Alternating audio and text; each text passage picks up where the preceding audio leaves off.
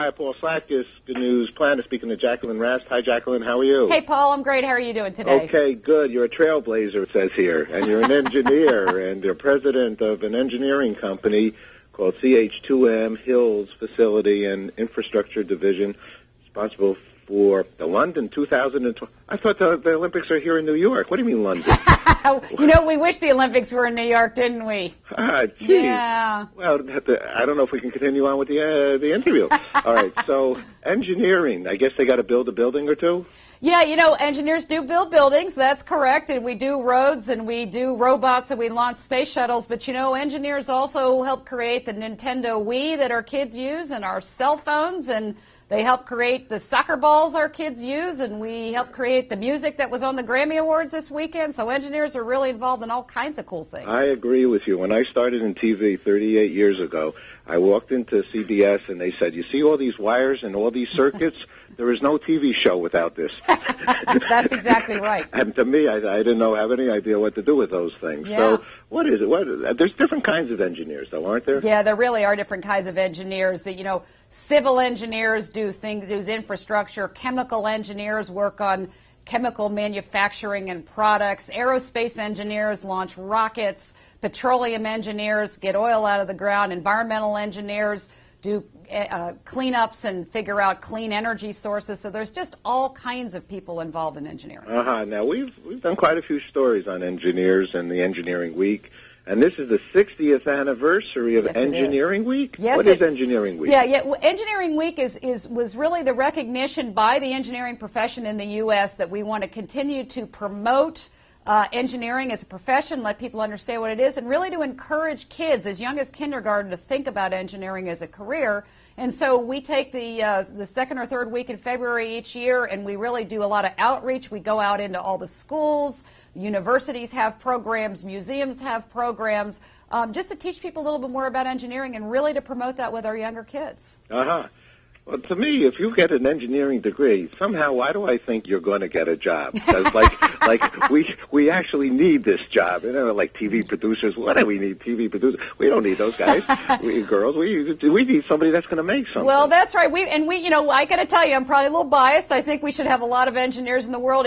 They're among the fastest growing jobs. There are good jobs, and they are high paying jobs. And so it's one of the good news stories from a business perspective that we need engineers, and we're hiring engineers, and we pay them well. Now, is it too late for me to change? It's not too late. It's never too late for people to be passionate about engineering. Let me ask you about that. Yes, there's young people that go to school and they learn engineering, they get out there. I say there is somebody in their, 30s or 40s that's, been out there. They've been on Wall Street. Now they decide, that really wasn't. I want to really build things. I always like tinkering and blah, blah, blah. Going back to school, do the people do it? Of course they do. Absolutely they do it. And particularly because, you're solving the world's problems. I mean, there is just an endless need to do this. One of the interesting things about engineering, most people think that you have to just be a math or science person to do it. The top skills we look for in engineering are communication skills, good team skills, and good problem-solving skills. And frankly, I'm sure somebody on Wall Street is probably pretty good at that. So we'd love to have the people that are done with Wall Street or not into that anymore come into the engineering field. To some extent, while most people that are practicing engineering go to college, we have a lot of people coming into the field that have actually even never been to college. So it's really open to everybody. Okay. Well, that's good news. Now, what's the best approach then to becoming an engeneer? I mean, you need to go to college, or do you go to work for somebody? You don't need to go to college. I mean, the first thing if we talk about kids, what we want to do is have them just have a general interest in creativity, general things around science, maybe participate in their science fairs, asked to learn what engineers do. So there's a general awareness to begin with. Most people that are practicing engineers do go to college, do go to at least a 4-year degree, and sometimes if they want to specialize, they get masters.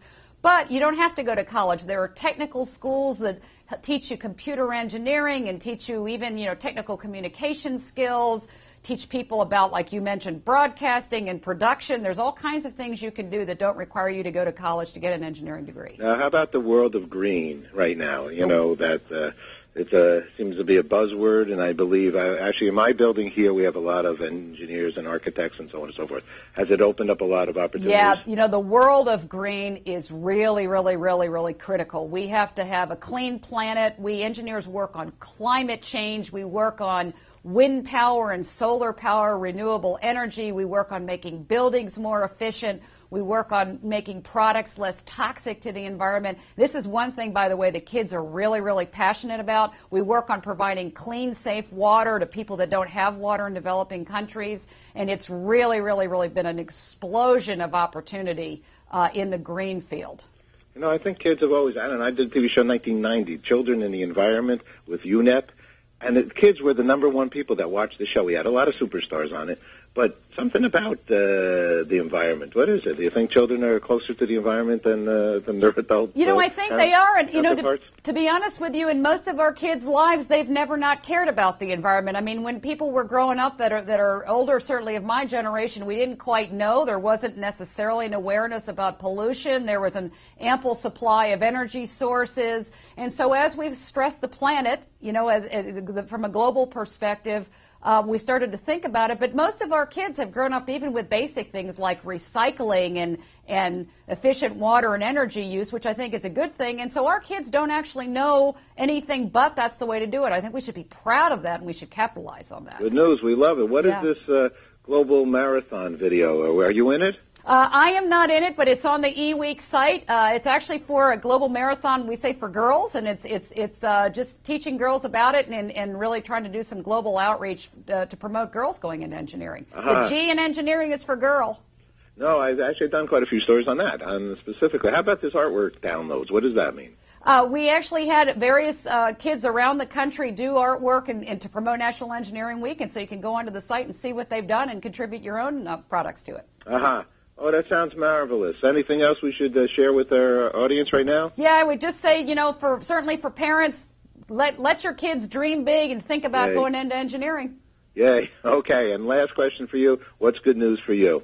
What's good news for me is that we're making the world a better place to be, and it's a lot going to happen a lot longer than when we're all around. Okay, fantastic. Thank you.